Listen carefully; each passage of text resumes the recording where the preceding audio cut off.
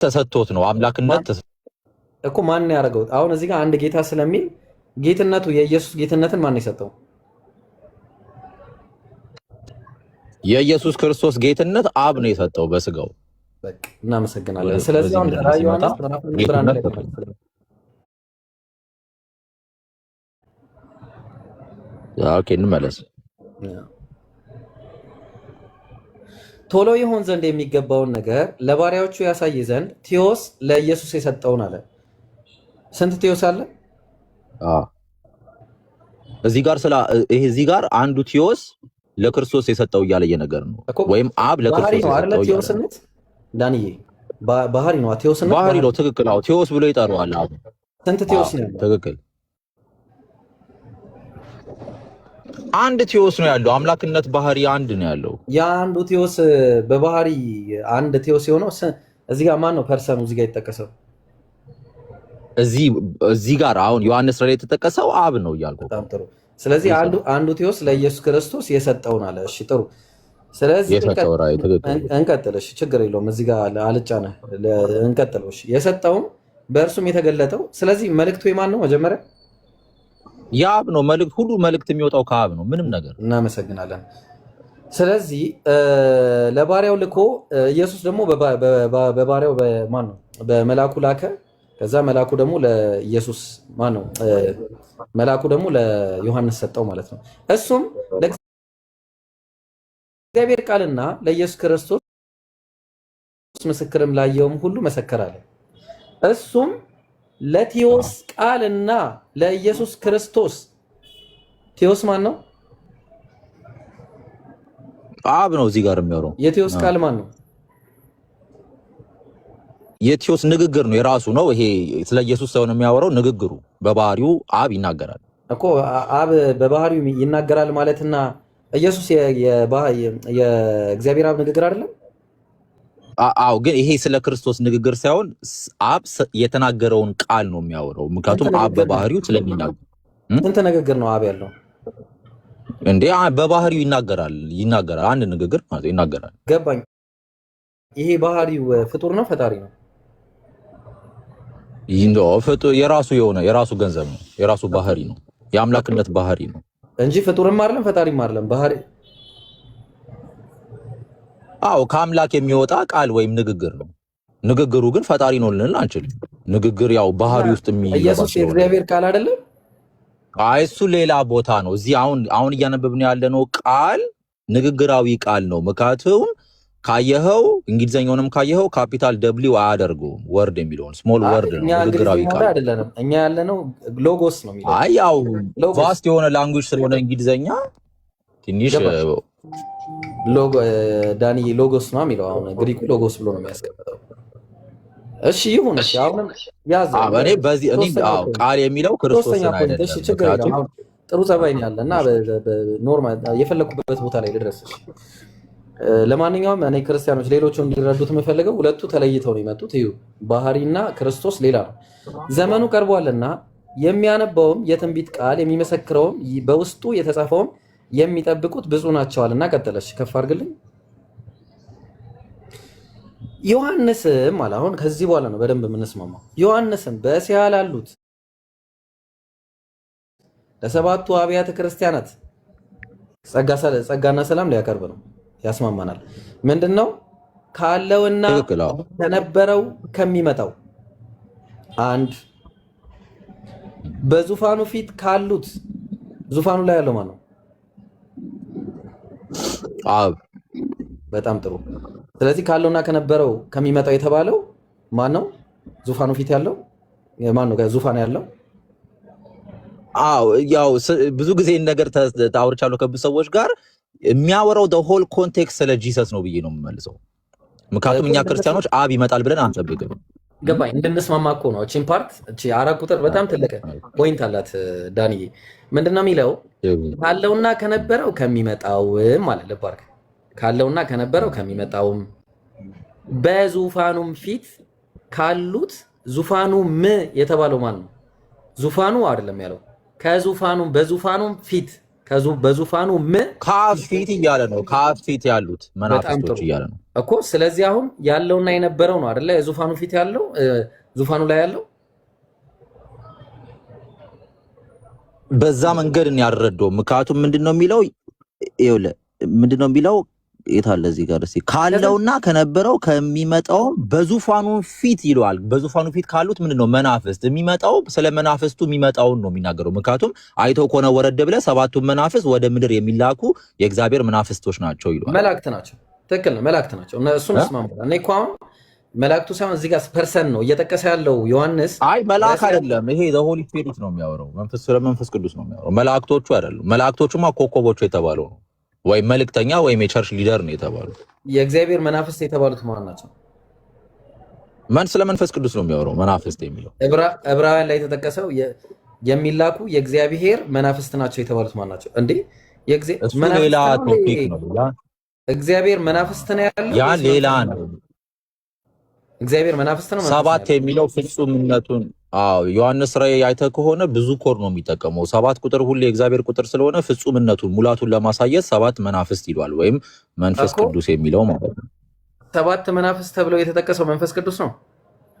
መንፈስ ቅዱስ። ኧረ ተው ዳኒ፣ ከየት ያመጣው ነገር ነው? ተመልከተው፣ ኮሜንታተሪውን በደንብ መመልከት ትችላለህ። ሰባት የሚለው ቁጥር ሳይሆን እዚህ ተዛማጅ ሙግት ስጠኛ። እኔ አሁን ዕብራውያን ላይ የሚላኩ የሚያገለግሉ የእግዚአብሔር መናፍስት ናቸው የተባሉት ማን ናቸው? የእግዚአብሔር መንፈስ ቅዱስ ነው የሚያወራው።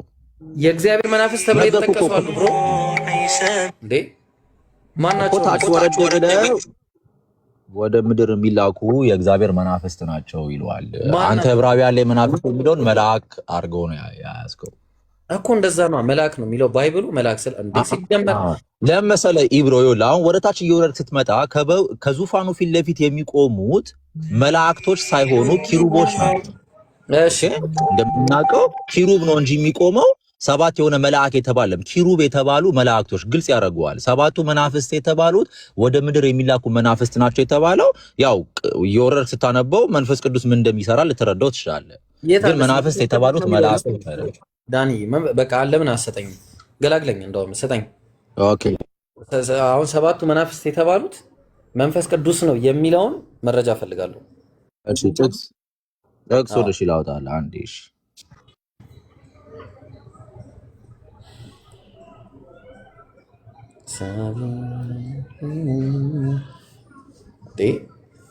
እሺ እዚህ ጋር የሚለው በአጭሩ ማለት ነው። እስከዛ እሱ ከሚመጣ እኔ ላውራ። ምን አለ? ካለውና ከነበረው ከሚመጣው በዙፋኑም ፊት ካሉት አለ። ዙፋኑ እንዴ ሲጀመር ዙፋኑ ፊት ነው እንዴ የእግዚአብሔር መንፈስ ያለው? እንደዚህ የሚል ነገር የለም ባይብል ላይ፣ እንደዚህ አይነት ነገር የለም። እግዚአብሔር ዙፋን ላይ እግዚአብሔር ዙፋን ፊት ያሉት የሚያገለግሉ የሚላኩ የሚያገለግሉ የእግዚአብሔር መናፍስት ተብለው የተጠሩት ባይብል ላይ እንትና ላይ ናቸው። ማና መላእክት ናቸው። በጣም ብዙ ወንድሜ አሁን ያነበብከውን ድገመው። ማነህ አንድ ጊዜ ከሱ ጋር እያወራን ስለሆነ ትገባለሽ። ኦኬ አይ እንድትደግመው ብዬ ነበረ። እደግመዋለሁ፣ አታስብ። ግን አንተ ሚውት አለ። አንድ ጊዜ እንደግመዋለን። ሌላ እሱ ይጨርስና ከዛ በኋላ ትቀጥላለህ። እሺ ኢንሻአላህ ትቀጥላለህ። እሺ ስለዚህ አሁን በአጭሩ እሱም ያምጣኛ ምን እናመጣለን፣ ችግር የለውም። ግን እስቲ ዮሐንስ 4:5 እስቲ ግፈትልኝ ይቦ ክፈትለት። ወንጌልና ዮሐንስ 4:5 አለ። ዮሐንስ ወንጌል ነው ወይ ራእይ ነው? ወንጌል ነው ራእይ ነው? ራእይ 4:5 ራእይ ላይ 4:5 እሺ እሺ ከዙፋኑም መቅረብና ድምፅ ነጎድጓድም ይወጣል። በዙፋኑም ፊት 7 የእሳት መብራቶች ይበሩ ነበረ። እሺ ወደዛ እርሱም ሰባቱ የእግዚአብሔር መናፍስት ናቸው ይለዋል። አሁን መናፍስት የእግዚአብሔር ሴም ቲንግ ነው እኮ ገባኝ። የእግዚአብሔር መናፍስት ማለት እኮ የእግዚአብሔር መላእክቶች ናቸው እኮ ዳኒሻ።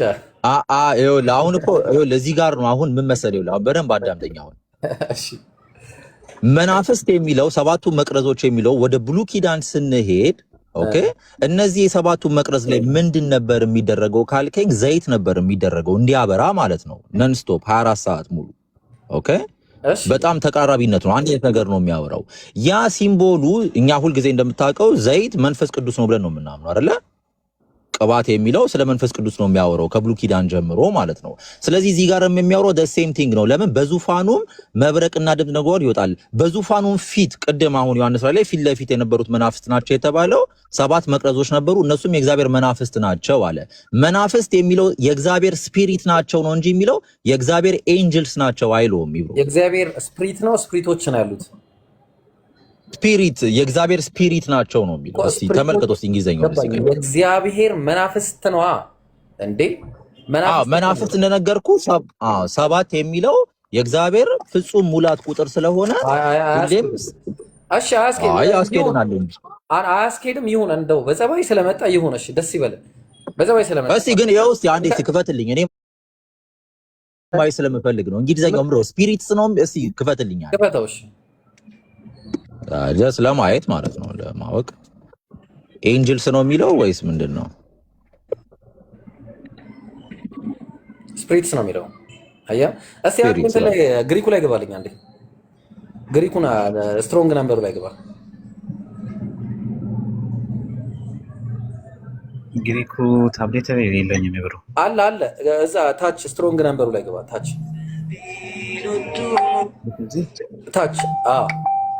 ከዛ ኖ ታች እንትኑ ታብሌቱን አሳይኝ ታብሌቱን ወደ ታች አድርገው እንትን ስልክህን ወደ ታች አድርግልኝ ኦኬ ነክተዋል ድጋሚ ንካው አንዴ እንትኑን ንካው ጥቅሱን ንካው እዚህ ጋር ሆነ ጥቅሱን ንካው አዎ ከዛ ኤስ የምትለው አንካት ኤስ እዛ ጥግ ላይ አዎ እሷ ወይ የት ይዞ እሺ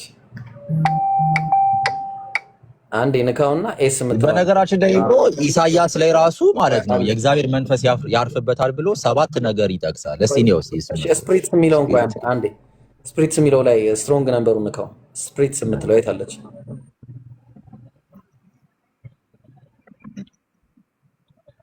የቁጥር ስንት ላይ ነበረ አዎ እስቲ ቢጫው ላይ እስቲ አሳይኝ ስፒሪት የምትለው የት አለች ያውና የቱ ጋር ነበር ይሄው እዛ ጋር በርኒንግ ይልና ቢፎር ትሮን ለታች ሙኬ ታች G1526 የሚለው ቁጥሯን ንካት እቺ 41 የሚለው ንካው G41 G41 አዎ እሱ ነሽ ከላይ ወሰደው እስቲ አንዴ እስቲ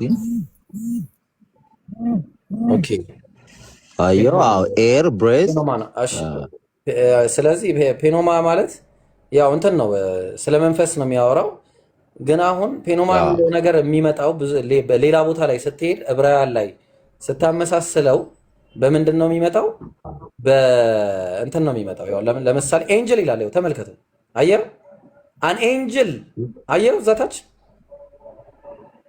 ታች አየር አን ኤንጀል የሚለው ታች ወረድ አዎ ለኤንጀልም ሊያገለግል ይችላል ይላል አዎ ቅድም ለዕብራውያን እንዳልከው አይነት መሰረት ማለት ነው ስለዚህ አሁን ብዙ ጊዜ የሚመጣው ለኤንጀል ነው ምናልባት እሺ በቃ ልክ ይሄ ሩሁ ብለን አሁን አረበኛው ሩሁ ወይ ኤር እንደሚለው ማለት ነው ሊሆን ይችላል እኮ አሁን ለሆሊ ስፒሪትም ሊመጣ ይችላል ሆሊ ስፒሪት ሊመጣ የሚችለው ግን ፕሉራል ፎርም ሆኖ አይመጣም ለሆሊ ስፒሪት ፕሉራል ፎርም ሆኖ ሊመጣ አይችልም ለምንድን ነው የማይመጣው ካልከኝ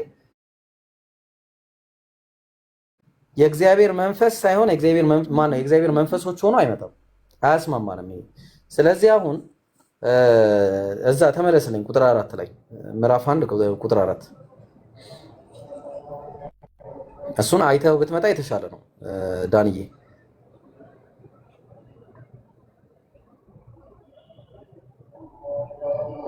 ሆሊ ጎስት ሚል ታይቶኛል ፕሉራል አይደለማ ሊመጣ ይችላል እኮ አልኩ ጥቁር ሰው እሺ ሆሊ ጎስት ሊል ይችላል እኮ አልኩ አለ ከታችም ነበር አይቼዋለሁ እሺ ዮሐንስ በእስያ ላሉት ለሰባቱ አብያተ ክርስቲያን ካለውና ከነበረው ከሚመጣው ከዛስ እሺ በዙፋኑም ፊት ካሉት አለ አሁን ዙፋኑ ፊት ካሉት የተባለው ማን ነው ነው ጥያቄ ዙፋኑ የተባለው ማን ነው በዙፋኑ የተባለው አዎ ከዙፋኑ የተባለው አብ ከተቀመጠበት ፊት ለፊት ያሉት ይሏል እኮ ታዲያ አሁን በዙፋኑም ብሎ ለምንድን ነው ቀጥታ አብን ለምንድን ነው ያልተናገረው?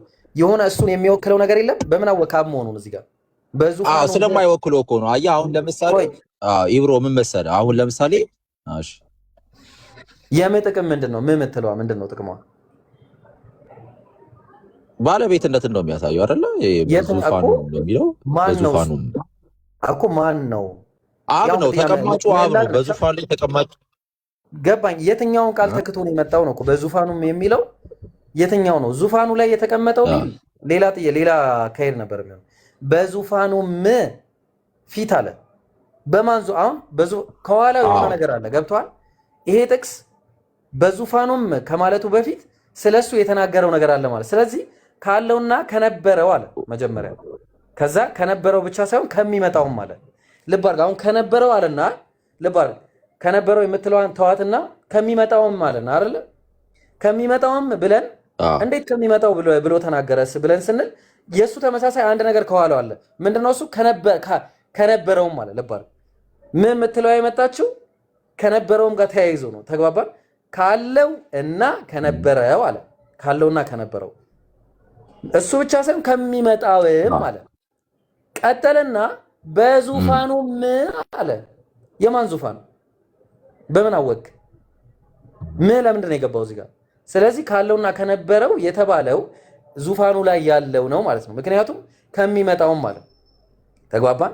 በዙፋኑም ፊት ካሉት ከሰባቱ አብያተ ክርስቲያናት ማን ነው? መናፍስት አለ። ስለዚህ በዙፋኑ ፊት ከተባለው አብ ከሆነ ወልድ ካረከው ብቻ ነው ካለውና ከነበረው ለወልድ የሚሆነው ዙፋኑ ላይ ያለው ማለት ነው። ወላኪን ግን እዚህ ጋር ያለው ዙፋኑ ላይ ያለው አብ ከሆነ ከሱ በፊት ያለው ቃልም ለአብ ነው የሚያገለግለው። ለምሳሌ አንድ ጥቅስ ልስጥ። አንድ ጥቅስ ዕንባቆም 3:3 ላይ ያወጣልኝ ሙኬ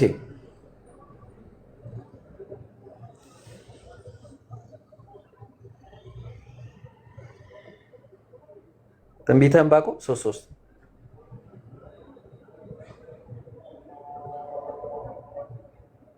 ዕንባቆም ወደ ላይ ኦኬ 3:3 ላይ ልብ አድርግ ምን እንደሚል እግዚአብሔር ከቴማን ቅዱሱም አለ። ልብ አድርግ። እግዚአብሔር ሁለት ነገርን ነው የሚያሳየው። አየው እግዚአብሔር ከቴማን አለ። ልብ አድርግ። ለሁለት አይነት ነገር ሊመጣ ይችላል ይሄ ምን የሚለው ቃል ማለት ነው። አሁን እዚህ ጋር ምንድን ነው የተረዳው? እስቲ ንገረኝ። ያው እግዚአብሔር ከቴማን ቅዱሱም ሲል ቀደም ብሎ ስለተናገረው ስለ እግዚአብሔር እያልን ነው እዚህ ጋር። እሺ አሁን እንግዲህ እናንተ እንደዚህ ነው እንረዳለን ብላችሁ የምትነግሩኝ ከዚህ በፊት ማለት ነው። ልብ አድርግ። ስለዚህ መልሰው አንዴ ራዕይ ዮሐንስ ላይ መልስልኝ። ራዕይ ዮሐንስ ላይ መልስልኝ።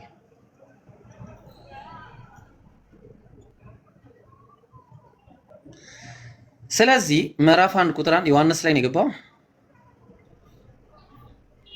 ስለዚህ አሁን ከዚህ የምንረዳው ከዚያ በፊት የነበረውን አመልካች ሆኖ ስለሚመጣ ስለ አብ ነው የሚናገረው። ስለዚህ ያለውና ካለውና ከነበረው ከሚመጣውም ማለት በዙፋኑም ፊት ካለው ዙፋኑ ላይ ያለው አብ ነው። ስለዚህ ያለውና የነበረው አብ ነው። ከዛ በኋላ ቀጠለና ከታመነውም ምስክር ከሙታን በኩርም አለ። አየህ፣ ከታመነው ምስክርም አለ። የታመነው ምስክር ኢየሱስ ክርስቶስ ነው። የሙታን በኩርም ኢየሱስ ክርስቶስ። ከዛ የነገስታት የምድር ነገስታት ገዢ ከሆነው ከኢየሱስ ክርስቶስ ጸጋና ሰላም ለእናንተ ይሁን አለ። ለወደደን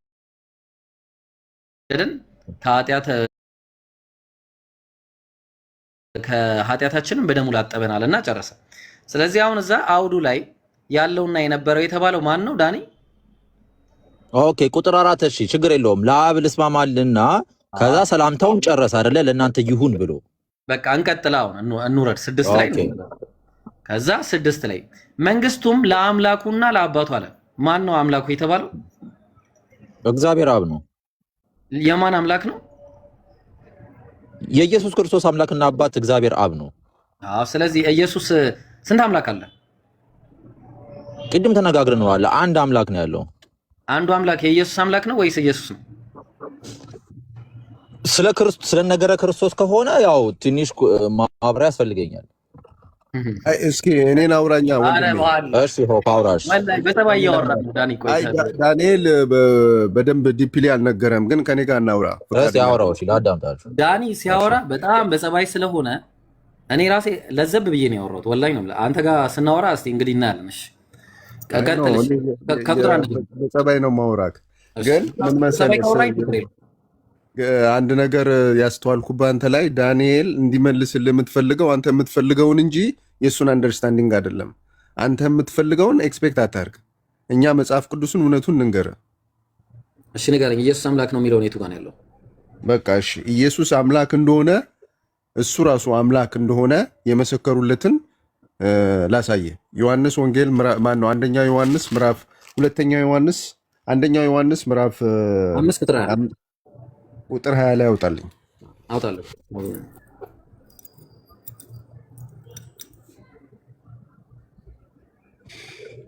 ኦኬ ዳኒ በጣም አመሰግናለሁ። ወላሂ እንደዚህ በቃ ዩር ዘ ቤስት ዛሬ ይመች። እሺ ምን አለ መሰለህ፣ እስቲ አስረዳ